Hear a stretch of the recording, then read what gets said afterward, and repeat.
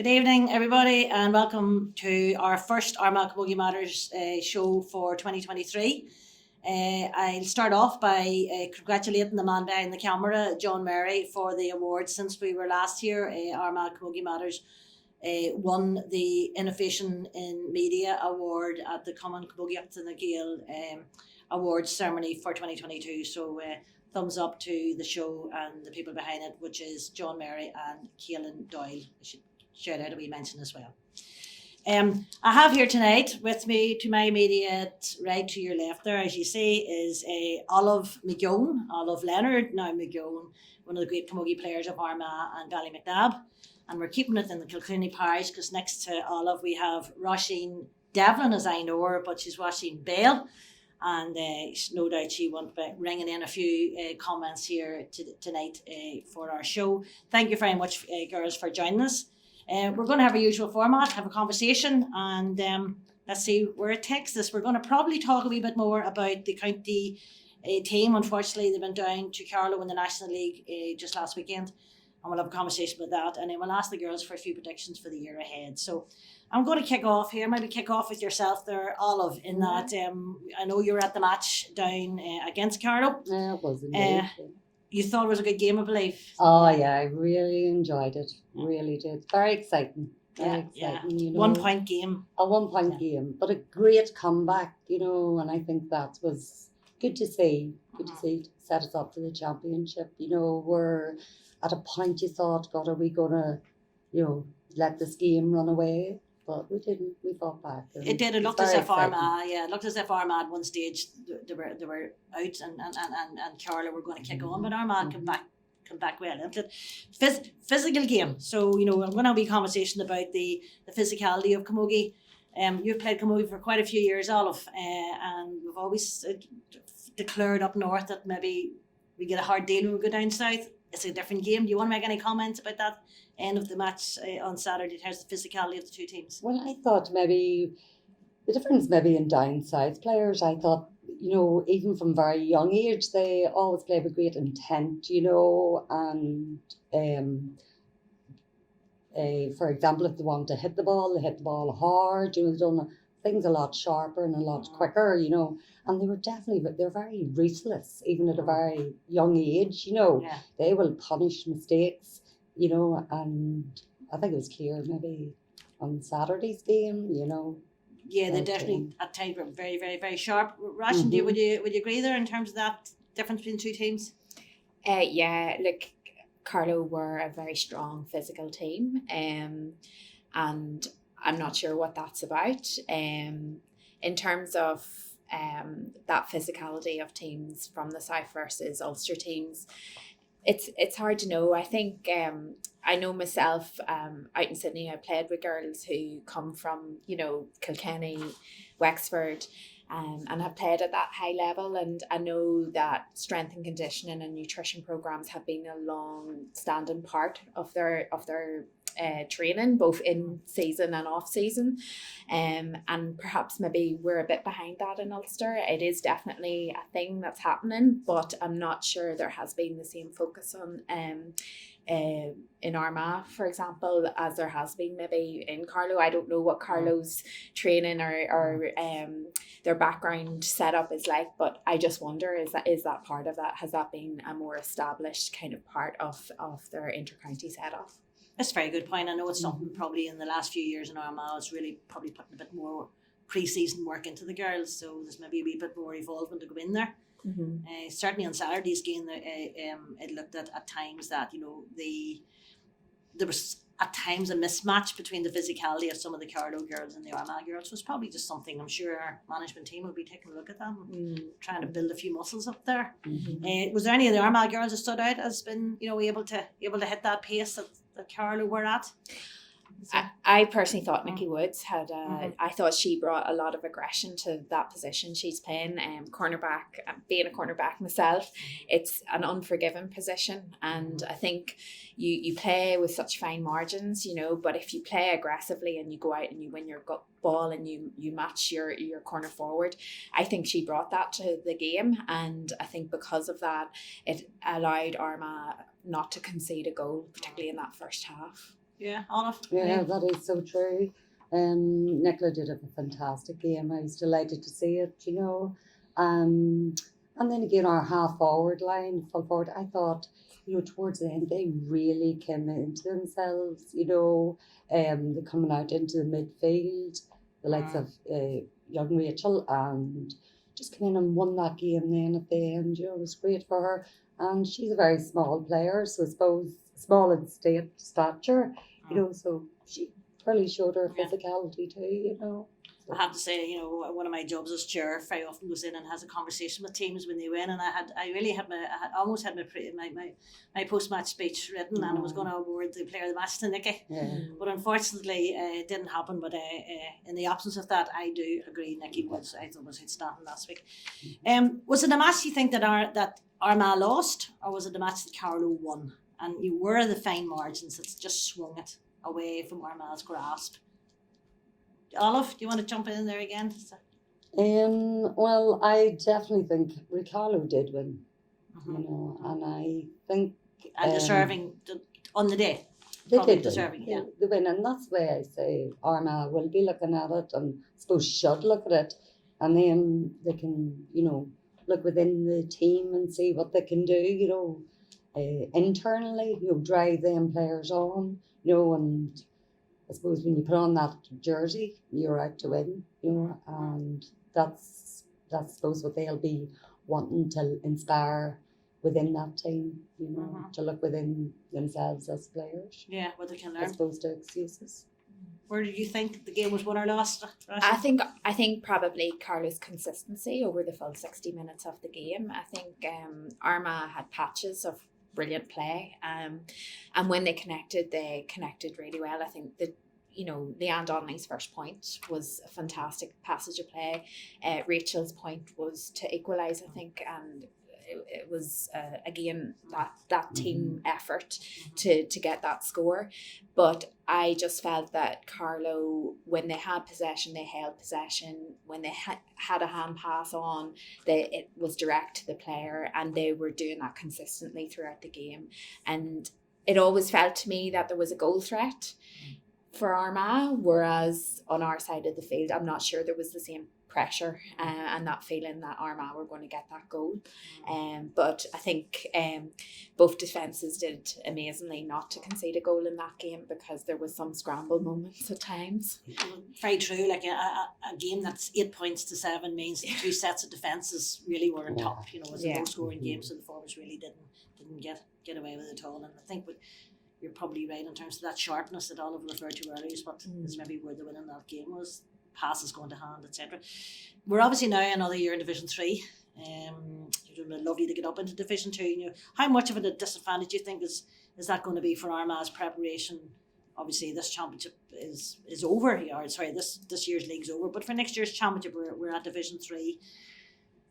What's the difficulties there? Because obviously Division 2, you're a step up. Like Carlow only came down and they're straight back up again. You know, so that's where we want to go. Yeah, there's really nothing much we can say bar get out of Division 3 and get up there. Yeah. And I think being mindful, like Carlow have been the division above them for so long, so I know the Armagh girls are bitterly disappointed, but at the same time they have been playing, you know, Carlow are also playing intermediate championship as well. You know, and you look at the teams that are up in Division 2B, isn't it? Is the next level.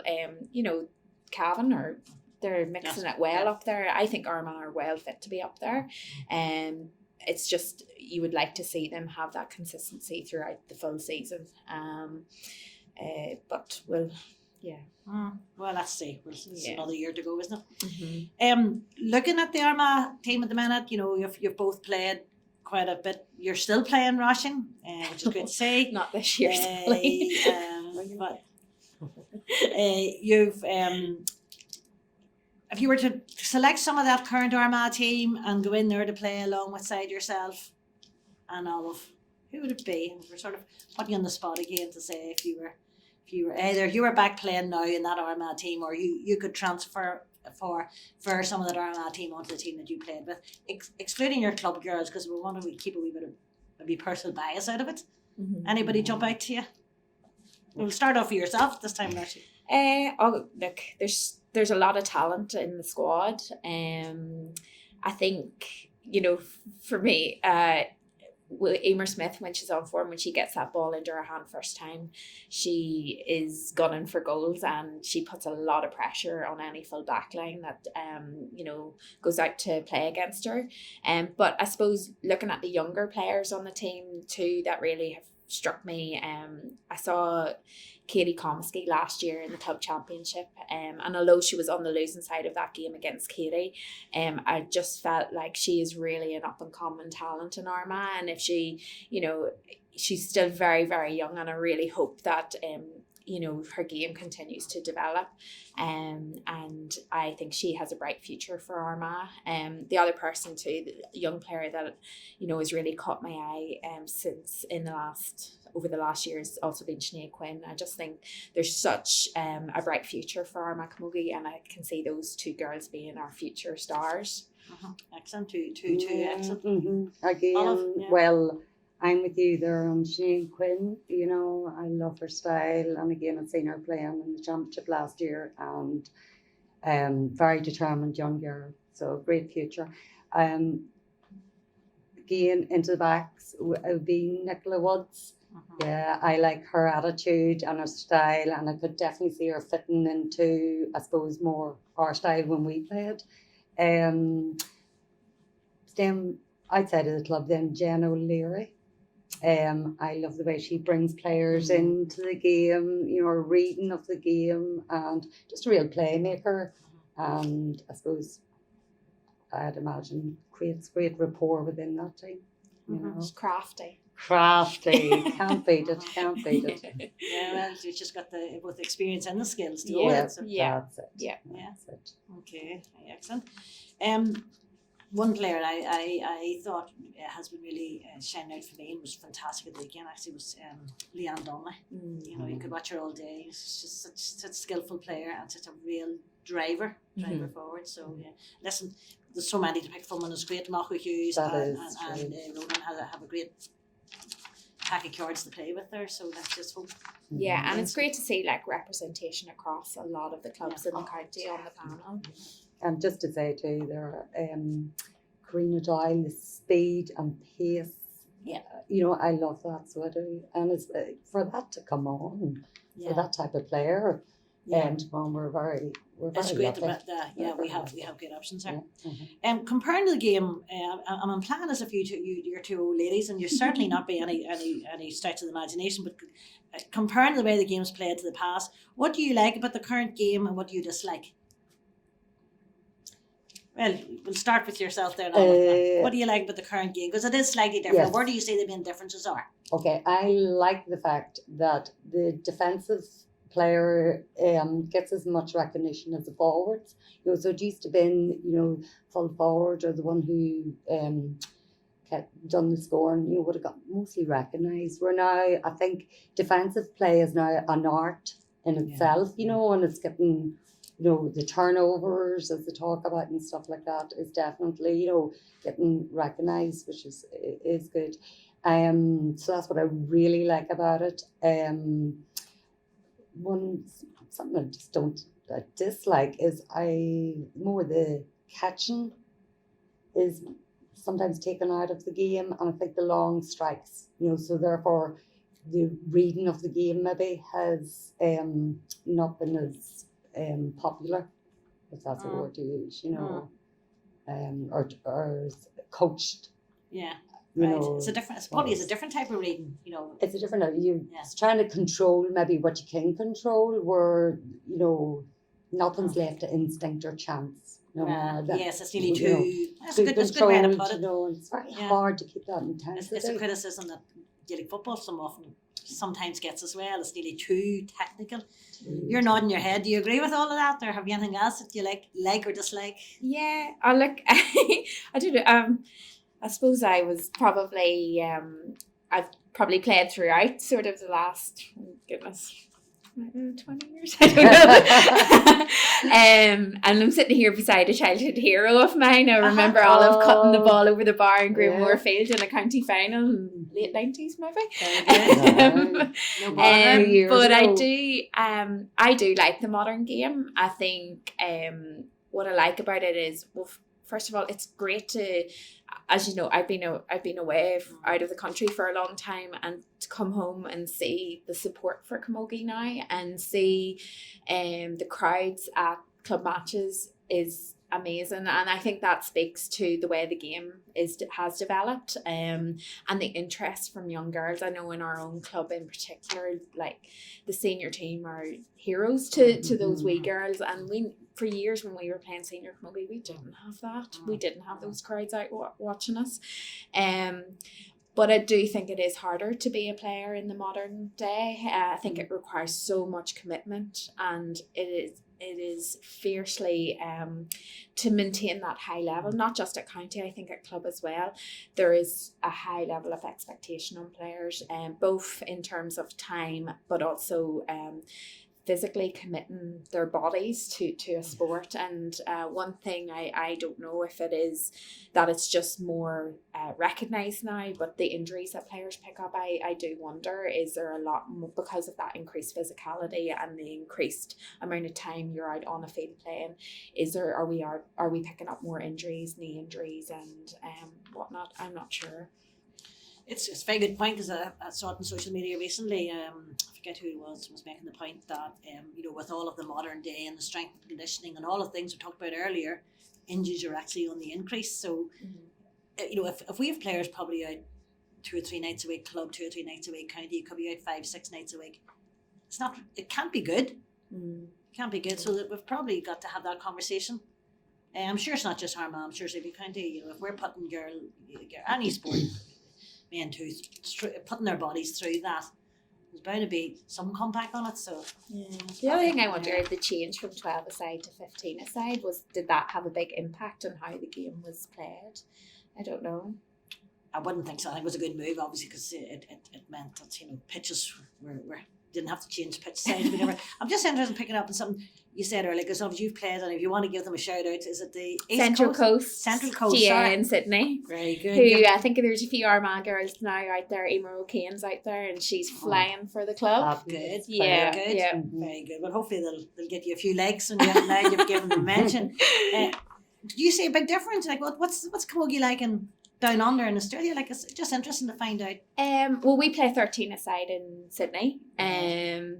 It's look, you huge amount of talent. You get a lot of great players maybe coming out maybe from for a bit of a break, a bit of a working holiday. I would say, to me, playing out there felt more like playing university camogie. There was a big social aspect to playing out there. But you still had the same club rivalries. When it came to championship, it was fiercely competitive. But what was brilliant was you were playing alongside girls from all over the country, and that's what it always reminded me of university camogie, more so than your club camogie. And it's good to see, I suppose, camogie been played globally, because it's like home from home for somebody who goes away from Ireland to a home to and it was that thing though, it was about the intensity was different. You weren't out on the field as much as what you are here. You were maybe only training twice a week, and then you had your games. Okay. I'm going to pick up on something you said earlier. You said you weren't playing this year. Is there a particular reason you want to share? Is that why we have a nice loose top on? I think BB Bell number 2 is due in the middle of the club championship, so won't be able to talk out this year. Congratulations. Hope everything goes well there for BB Bell number 2. Very nice. Lovely news. Thanks. Is this a public announcement? Does work now. And we're going to sort of finish up, and then coming a bit closer to home here.